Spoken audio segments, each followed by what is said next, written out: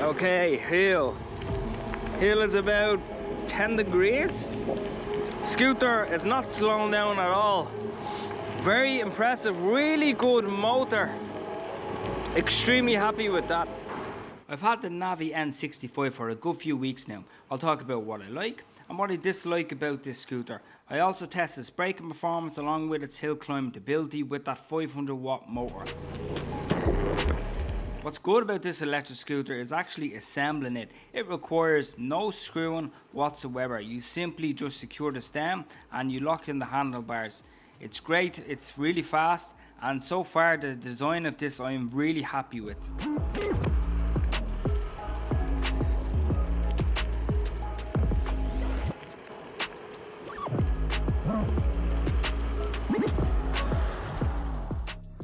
Okay, let's talk about portability. You will have no problem lifting this.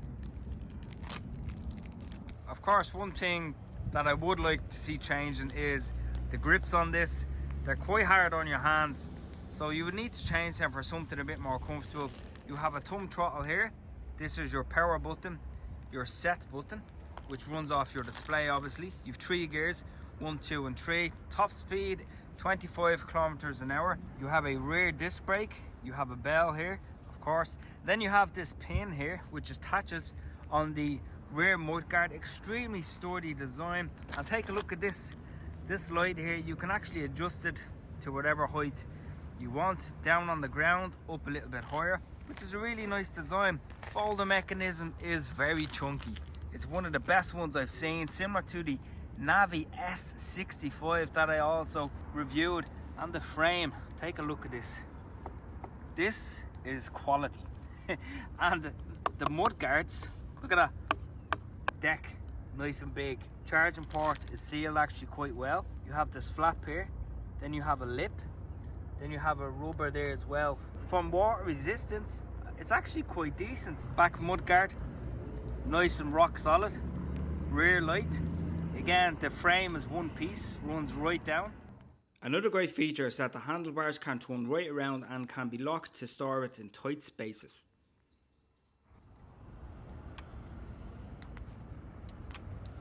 The motor, 500-watt motor, has a good bit of power.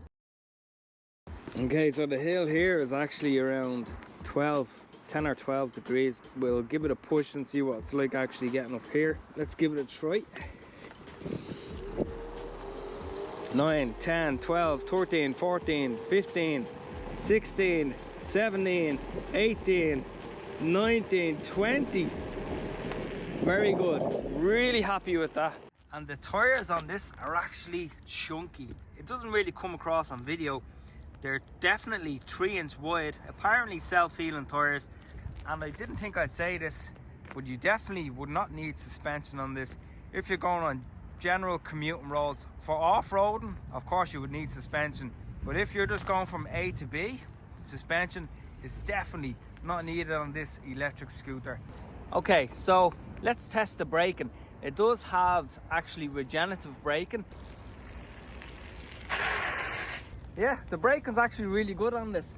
Let's have a look at what the maneuverability is like. The handlebars on this are actually the perfect width for a commuter scooter. Let's go down and see what it's like going in and out of areas very quick.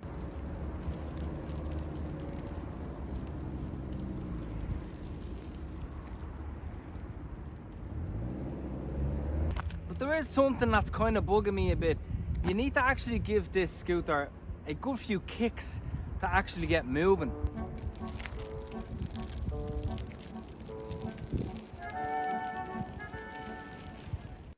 One thing that I don't like about this electric scooter is that you cannot go off curbs as shown here, because you can scrape the whole frame underneath where also the screws are located, so you can also damage them. So it definitely is something to take note, so it wouldn't be suitable for off-roading. This is the first scooter that I've tested that really does have a solid frame, extremely strong mud guards and folding mechanisms. The motor is very quiet on this, and there are no rattles whatsoever while riding. The lights are okay at night, but I think another front mounted light is definitely needed. The grip on the chunky tires are very impressive because I've recently ridden this scooter lately in snow and it didn't have any issues at all. Okay, so the value of this electric scooter, is it worth the money? Absolutely, it's worth the money. You have the build quality there. You have a really good folding mechanism. You have a chunky frame. Okay, the top speed is only 25 kilometers an hour, but it's more of a commuter type of scooter. The brakes are very decent. It's quite comfortable to ride. It seems to have a good IP rating. I think it's worth every penny. But who would actually buy this electric scooter? I think this scooter is actually great for beginners because it's not crazy speeds and you will be really safe on this. Of course, wear your helmet. So it's definitely a beginner friendly scooter and the price really can't be beaten. It is linked below. It's an affiliate link, but it does help me create more content and get more gear for the channel.